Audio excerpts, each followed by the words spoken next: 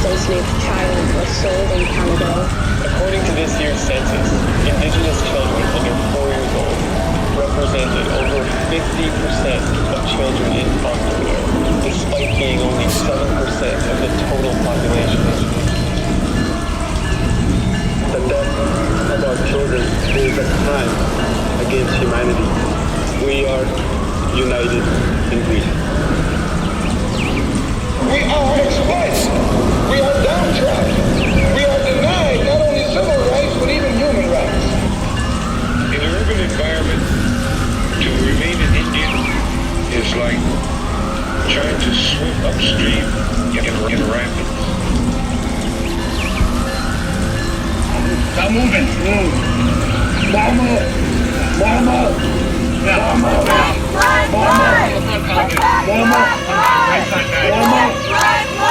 I know that's difficult.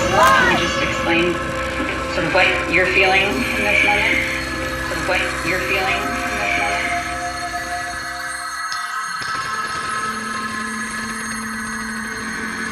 Black Indigenous nations are the start to Black Indigenous solidarity. Navigating my Blackness and my indigeneity as a whole person. There's a lot of us who don't feel safe showing up fully as both Black and Native.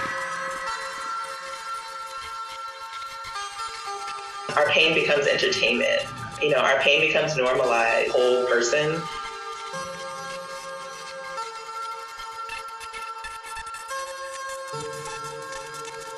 We're forced to not be able to exist, any of our multiple identities. A lot of our goals and our need for freedom fully overlap. We all have learned white supremacy. I really like to speak to the hyper-invisibility of Native folks, right? We were supposed to be erased so that our land could be taken and turned into property.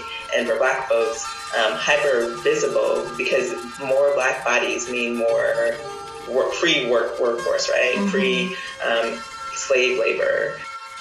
We need to talk about who's not being talked about. A lot of times it's me who is not being added to the conversation. We're not one another's oppressor. If you don't like me, that's okay. Don't like me, but do the work. Do the real work. The real work is dealing with our oppressors. For those of us who take up space in both our Blackness and our indigeneity, it becomes problematic when you're still seeing the world through an oppressor's lens, through an oppressor's ideology. Mm-hmm. And so I think that that's where anti-Blackness comes in a lot of ways, is that, Black folks, the fear that Black folks are going to take the place of Native folks, or, vice versa. I think that there definitely is some problematic people in the Black community who try to steal Native identity and participate in the erasure of Native folks.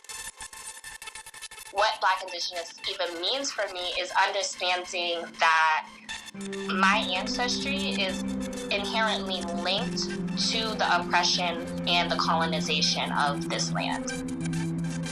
A lot of times we're just fighting to be kind of heard and seen and understood in the nuance of our identities because they are important to resistance and solidarity movement. Where solidarity lies is understanding that Black Indigenous nations exist. For me, the first step to solidarity is just acknowledging that there are Black Indigenous nations, Black Indigenous nations are the start to Black Indigenous solidarity for me. You have to acknowledge the Blackness within Indigenous circles anyway. Decentering white supremacy and settler colonialism. That multi-dimensional aspect of being a Black Indigenous person. There was a time where Black and Native folks didn't get to be like they had to choose. I want it to be okay for, Black natives or, however people identify in their Blackness and in their indigeneity to be able to show up fully, even if we're speaking to the one, subset of our identities. When I'm speaking to my Blackness, that isn't my indigeneity taking a backseat. Or when I'm speaking to my indigeneity, it isn't me, hushing my Blackness, right? Like, I'm always showing up as a Black and Native person. And there is no need for me to, compartmentalize those identities because they're not in competition, right? They're not in contrast, they're not in conflict. They're neither of those, any of those things. The best thing about being Black and Native is that I get to be Black and Native. The best thing about being Black and Native is that I get to be Black and Native.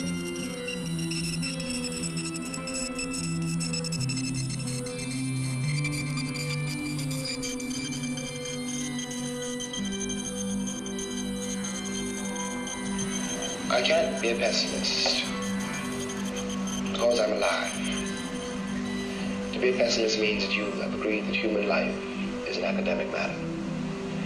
So I'm forced to be an optimist. I'm forced to believe that we can survive whatever we must survive. That we can survive.